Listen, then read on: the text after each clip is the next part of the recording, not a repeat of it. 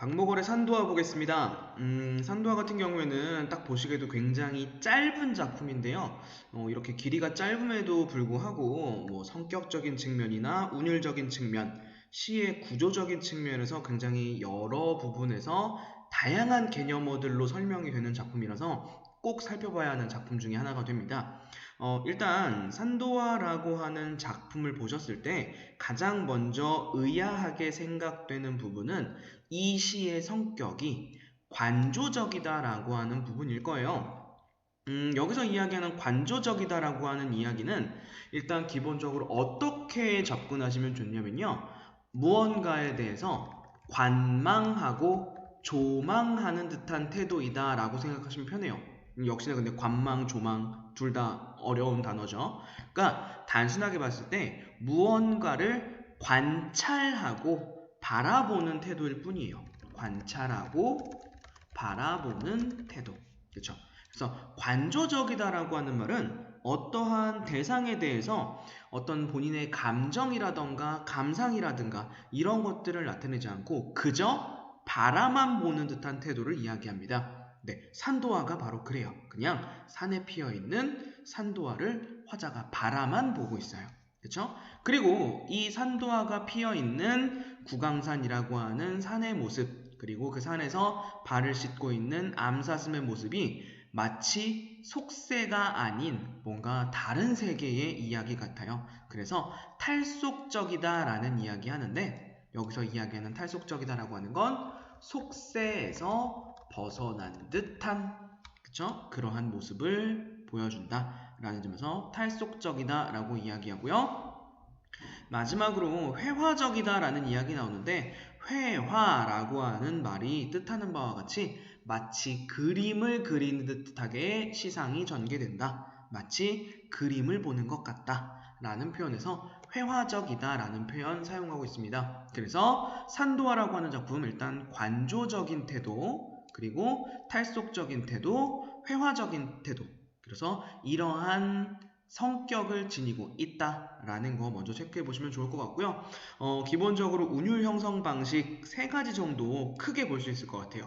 먼저 삼음보로 이루어져 있다라는 얘기하는데 음보라고 하는 거는 일반적으로 한 행 내지는 하나의 연을 몇 번의 호흡에 나누어서 읽을 수 있는가를 보시면 될 것 같아요. 그래서 본문 잠깐 살펴보시면 자, 산은 구강산 보랏빛 석산 이렇게 되어 있죠. 이때 산은 구강산 보랏빛 석산 산도와 두어송이 송이 버는데 그쵸? 이런 식으로 하나의 연을 세 번에 끊어서 읽기 때문에 위에서 이야기한 것처럼 삼음보로 이루어져 있다라고 이야기하는 거고요. 그리고 나서 음운이 반복된다라는 이야기하는데 음운이라고 하는 거 그쵸? 여기서 이야기하는 음운은 특정한 음운 그 중에서도 산, 구강산, 보랏빛 석산, 산도와 이런 데서 가장 많이 반복된 음운이 뭐죠? 그쵸? 굳이 이거를 갖다가 지목해서 이야기하자면 시옷 음운을 반복했다 라는 말도 할 수 있겠죠. 그래서 시옷 시옷 시옷 시옷 특정한 음운을 반복적으로 사용함에 따라서 운율감 형성되고 있는 거예요. 그리고 또 하나 보자면 자 시행 배치의 변화가 나타난다라고 하는 부분 이야기되고 있어요. 시행이 어떻게 배치되었는가에 따라서 운율감이 형성되고 있다는 건데요. 작품 전문에 있는 내용들을 대략적으로 살펴보자면 이렇게 되어 있어요. 자, 산은 구강산, 보랏빛 석산. 그쵸? 산도와 두어송이, 송이 버는데. 그쵸? 그러니까 첫 번째 연과 두 번째 연, 그리고 마지막 연에 보시면 사슴은 암사슴 발을 씻는다 라면서 시행의 길이가 점점 길어지는 모습 보이죠? 시행의 길이가 길어진다. 그쵸? 이렇게 시행의 길이가 점차적으로 길어진다라는 표현을 점층적 전개가 일어나고 있다라고도 표현할 수 있어요. 그래서 시행의 길이가 점점 길어진다, 점층적 전개이다. 둘 다 같은 말이에요. 그래서 1연, 2연, 4연은 시행의 길이가 점점 길어지는 점층적 전개가 나타나지만 3행을 살펴보시면 봄눈 녹아 흐르는 옥 같은 물에 라고 하는 부분은 시행의 길이가 점점 짧아지죠. 시행의 길이가 짧아짐. 그쵸? 그렇기 때문에 점층적 전개가 아니라 여기선 점강적 전개라고 이야기해요. 그쵸? 다시 한번 정리해보자면 점층은 점점 커지는 거예요. 점점 늘어나는 거고요. 점강은 점점 작아지는 거, 점점 줄어드는 걸 이야기해요. 그래서 이렇게 의도적으로 점층적 전개가 일어나다가 점강적 전개로 그 시행의 배치를 변화시킴으로써 운율감을 형성하는 거고요. 혹은 이걸 갖다가 호흡의 변화라고 이야기하기도 해요. 그렇죠? 그래서 첫 번째, 시행의 변화 내지는 호흡의 변화. 그렇죠? 이러한 것들을 통해서 운율감 형성하고 있다라고 정리할 수 있는 거죠. 네, 그래서 이렇게 해서 세 가지 운율감을 형성하는 방식들 살펴봤고요. 그리고 시선의 이동이라고 하는 부분은 우리가 본문 살펴보면서 조금 더 내용 정리해 보도록 하겠습니다. 자, 본문 내용 한번 정리해 볼게요. 자, 산은 구강산, 보랏빛 석산이라고 얘기 나오는데요. 일단 여기서 이야기하는 구강산이라고 하는 곳은 어떤 곳이냐면 보라색 돌산이에요. 자, 생각을 해보자면 일단 기본적으로 보라색이라고 하는 색채어를 사용한 거거든요. 색깔을 나타내는 단어, 색채어를 사용했는데, 자, 돌산 중에서도 보라색 돌산 상상이 되나요? 전혀 상상이 되지 않죠? 그만큼 이 구강산이라고 하는 곳은 실제 지명이 절대 아닙니다. 네, 실제 지명을 활용하여 라는 표현 이 작품에다가 쓴다면 무조건 잘못된 거예요. 실제 지명을 나타낸 것이 아니라 이곳은 상상의 공간이 되는 것이고요. 그렇기 때문에 탈속적 공간으로 설정되는 거예요. 그렇죠? 그래서 구강산이라고 하는 곳에 상상의 공간이면서 탈속적인 공간이 된다. 그래서 신비로움이라고 하는 속성이 강조된다. 라는 걸 일단 정리해 보시면 될 것 같고요. 자, 그 산 속에서 산도화라고 하는 꽃이 두어 송이 피어 있답니다. 일단 기본적으로 산도화라고 하는 게 산에 피어 있는 복숭아꽃이에요. 그쵸? 근데 이 복숭아꽃이라고 하는 게 우리나라 그 고전 문학에서부터 많이 인용되던 표현인데, 복숭아꽃이라고 하는 시어는 일반적으로 무릉도원이라고 하는 이상적 공간과 연결이 되게 마련이에요. 그래서 아까 구강산이라고 하는 공간, 신비한 공간이었고요. 그곳에 피어있는 산도화, 천국을 떠올리게 만드는 꽃이 피어있는 곳이 되기 때문에 이 구강산이라고 하는 곳의 신비로운 모습은 더 강조되고 있는 거고요. 그리고 그 꽃은 막 빼곡하게 피어있는 게 아니라 두어 송이만 피어있대요. 자, 꽃이 두어 송이만 피어있다라는 거는 여기에서 우리나라 전통적인 여백의 미가 느껴진다.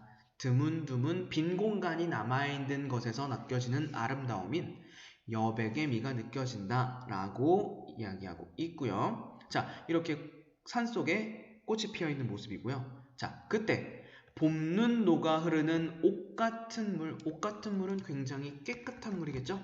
깨끗한 물에 사슴은 암사슴 발을 씻는다 라고 이야기하고 있어요. 여기서 이야기하는 암사슴 역시 굉장히 신비롭고 그리고 순수하고 그리고 뭔가 탈속적인 분위기를 자아내는 시어가 됩니다. 그리고 여기다가 조금만 더 보충을 해보자면 뭐 생명력을 나타낸다라고 이야기해도 크게 무방합니다.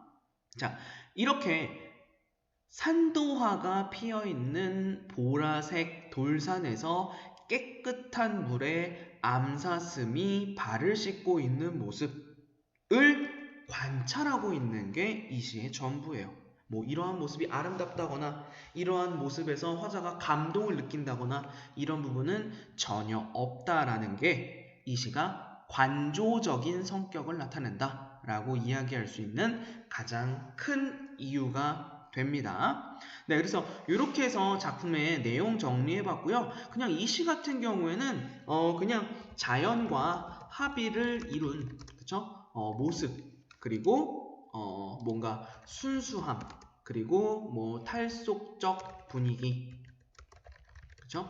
이런 것들을 표현하기 위해 쓴 시다. 특별히 주제상에 강조될 만한 부분은 존재하지 않아요.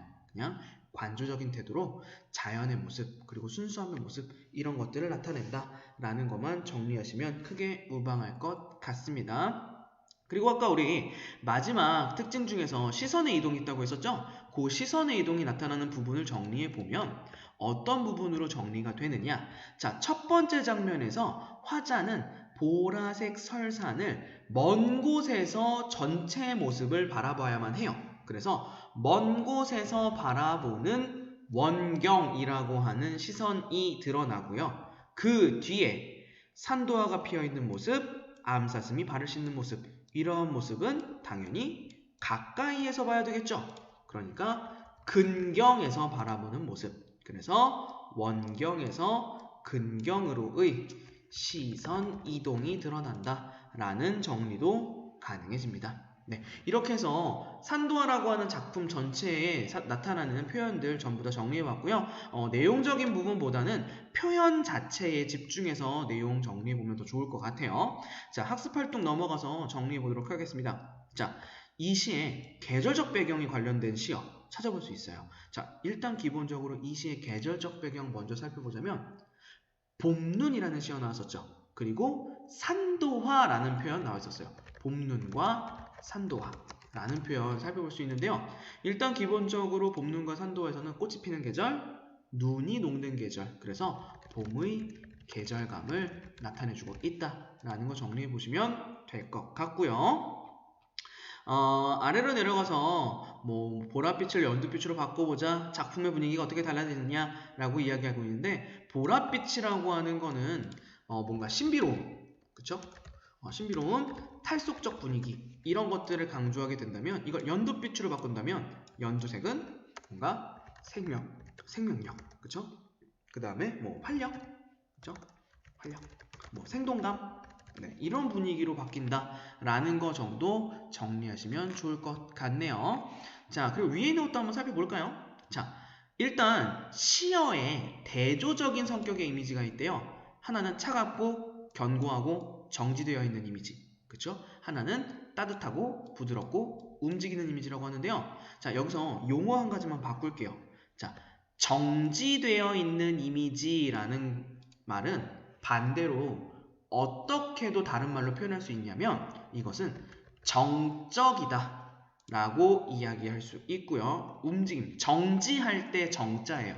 그리고 움직이는 이미지 같은 경우는 반대로 정과 반대되는 동적인 이미지가 나타난다 라는 말로 움직이는 이미지 대체할 수 있어요. 그래서 자, 두 가지 시어 살펴보면 차고 견고하고 정적인 이미지, 그리고 나머지 하나는 따뜻하고 부드럽고 동적인 이미지, 이렇게 볼 수 있는 거죠. 그래서 기역과 니은 일단 살펴보자면요. 자, 기역에 해당하는 시어 어떤 거 있을까요? 움직이지 않는 시어 살펴보면은 일단 석산 등장할 거고요. 그렇죠? 석산, 움직이지 않는 거. 그 다음에 봄눈이라고 하는 시어도 마찬가지 움직이지 않고 차갑운 그런 느낌을 주는 시어가 되는 거고요. 반대로 따뜻하고 부드럽고 움직이는 이미지는 산도화, 움직이는 이미지겠죠? 따뜻하고 부드러운 이미지고요. 그 다음에 물이라고 하는 움직이는 이미지, 그 물에 발을 싣고 있는 암사슴이라고 하는 시어는 동적인 이미지를 나타낸다 라고 하는 거 보시면 될 것 같아요. 그래서 이 시 같은 경우에는 이렇게 동적인 이미지를 가지고 있는 시어와 동적인 이미지를 가지고 있는 시어가 모두 등장하기 때문에 이런 것들을 합쳐서 정중동의 미학이 나타난다 라는 표현을 쓰는데요. 정중동이라고 하는 것은 정적인 가운데에 동적인 것이 있다라는 표현으로 이해하시면 될 것 같습니다. 자, 마지막 부분 정리해 볼게요. 운율 부분이네요. 굉장히 중요합니다. 자, 동일한 우문을 포함한 시어를 찾아보라고 하고요. 그 효과를 설명해 보라고 했어요. 일단 이 시에서 사용된 동일한 우문, 일단 기본적으로 시옷 의문의 반복이었어요. 그렇죠?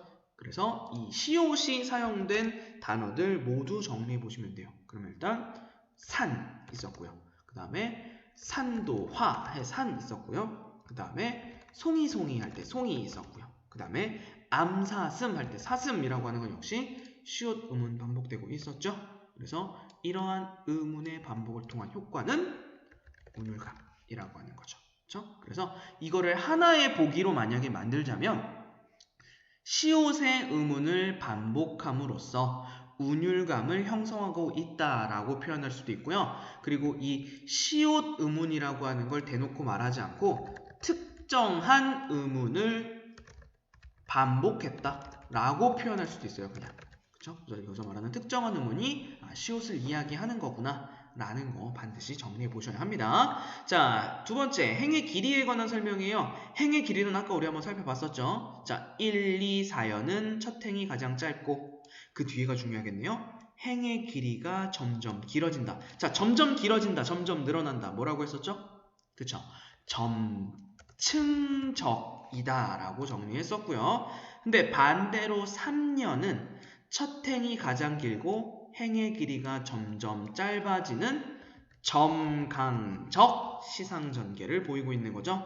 점층적 시상전개와 점강적 시상전개가 나타나면서요. 전체적으로는 이러한 것들이 반복됨으로 인해서 안정감이 생기게 되고요. 그리고 중간에 호흡이 의도적으로 변화가 일어나면서 생동감을 환기한다라는 말이 있네요. 환기한다라는 것은 떠올리다 라고 해석하시면 돼요. 생동감을 떠올리는 효과가 있다 라고 정리하시면 될 것 같습니다. 네, 그래서 이렇게 해서 산도화 살펴봤고요. 이 산도화 정리했을 때 다시 한번 강조하지만 표현상의 특징, 운율감을 형성하는 방식, 그리고 시행의 배치 이러한 부분들 꼭 다시 한번 정리해봤으면